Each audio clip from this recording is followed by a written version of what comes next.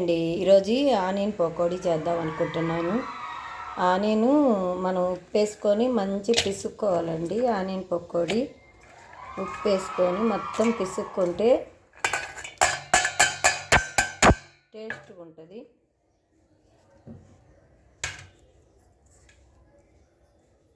ఉప్పు వేసానండి, దాన్ని మంచి పిసుకాల మనము. ఇప్పుడు కారం, ధనియాల పొడి, గరం మసాలా, అల్లం వెల్లుల్లి పేస్టు, పసుపు, జీలకర్ర ఇవన్నీ ఇందులో వేసేయాలి.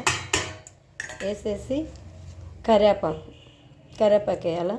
కొత్తిమీర లేదండి నా దగ్గర వేసేదానికి.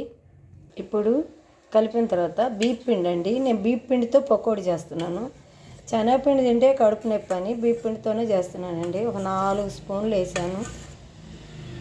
4 స్పూన్లు వేసి ఇది కలపాలా. కొంచెం శనగపిండి వేద్దాము, ఎందుకంటే టేస్ట్ కోసం. ఎక్కువ వేయను నేను.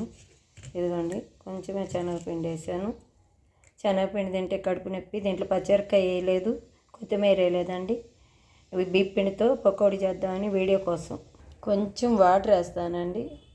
ఇది స్టిక్ లేదు కదా, చేత్తోనే పట్టుకొని వేయాలి. కొంచెం వాటర్ వేసాను. కొంచెం సోడా వేస్తానండి, ఊరికి అంత చిటికెడు సోడా. ఒక్క చిటికే వేసా, ఎందుకంటే అది బాగోదు. నూనె పెట్టాను, కొంచెం గంటి నూనె కానీ పకోడీలోకి వేస్తే కరకరా అని వస్తుంది, అందుకని నూనె వేసానండి. ఇప్పుడు పకోడీ వేస్తాను. పిండి ఇలా ఉండాలా, చూసారా?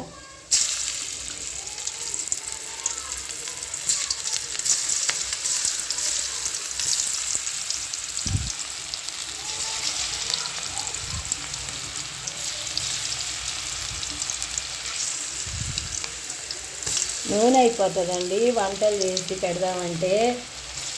అన్నీ కొనుక్క రాలేదన్న, బిర్యానీలు చేసి పెడదామన్నా, మటన్ కానీ చికెన్ కానీ రొయ్యల బిర్యానీ కానీ. ఇదిగో ఇప్పుడు నూనె అయిపోతుందండి. నాకు కేజీ నూనె నెల వస్తుందండి.